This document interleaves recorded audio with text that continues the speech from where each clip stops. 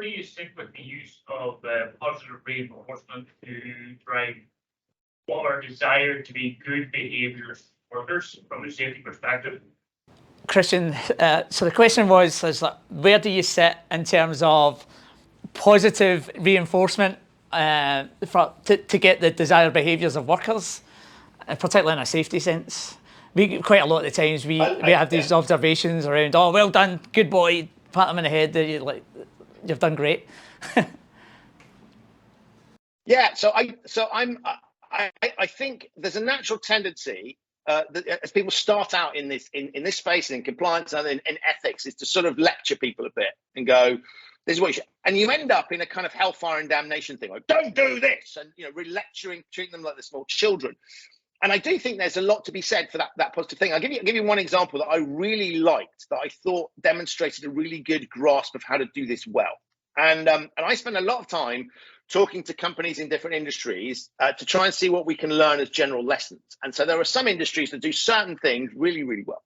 And so I went to see British Airways to look at how do they think about getting their staff to do the right sort of things. And they're in a regulatory environment that's very supportive, where the regulator recognizes that we need to think about real humans in the real world, does smart things. But one of the things that the CEO of British Airways, and he's now moved on to do other things, so it wasn't very successful in other areas, but this I thought was interesting, was he recognized that there were lots of things going wrong in the organization, but nobody would ever come forward and sort of report problems.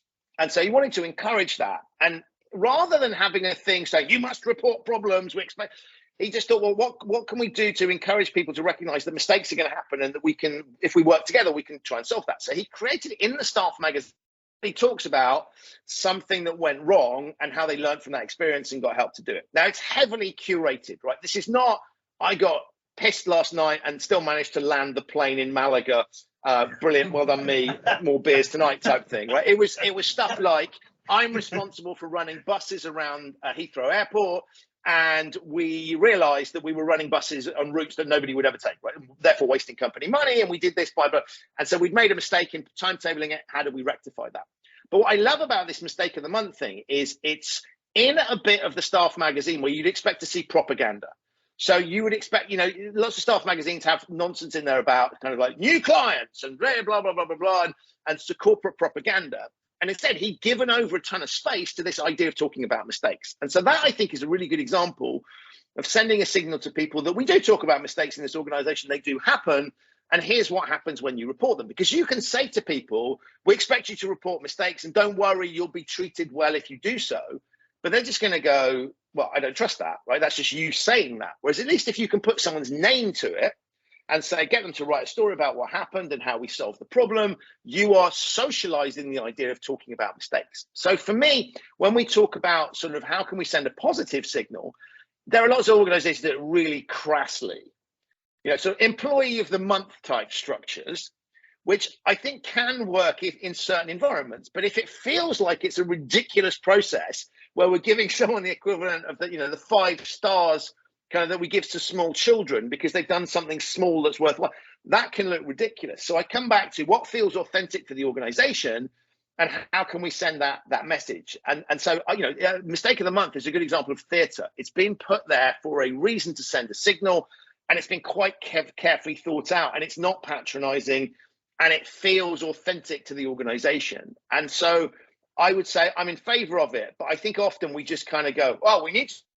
There's nothing worse, I think, when you get like a town hall or a kind of meeting where it's sort of like somebody comes up, what mistakes have you made? Oh, well, I once put the wrong socks on, and that was terrible because I looked like an idiot. People go, well, nobody cares about that. If we're going to talk about mistakes and screw-ups and role model the fact that these things can happen and how we manage, let's talk about things that actually have some serious jeopardy behind them, that are credible, that aren't just made up nonsense. And I think often we get PR people get hold of it and kind of go, we can't, or lawyers even worse, right? We can't say that because that, I think being honest and realistic with people is powerful. And there is always this fear of like, if we say it internally, it's going to leak externally.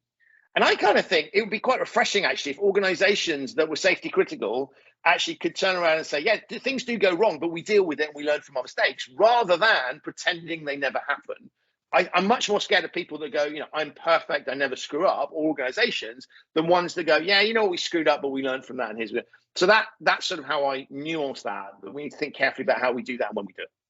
It's amazing that like a behemoth organisation like British Airways could do that, right? It's like, I tried that once at a place that I worked in, and we spoke about it. Let's talk about the things that don't go quite to plan, and it was like, what? Like everything goes well, and it was quite uncomfortable for the guys initially. They were really like, whoa, I don't know if I don't know if I feel comfortable talking about our mistakes, and it was a bit of a challenge.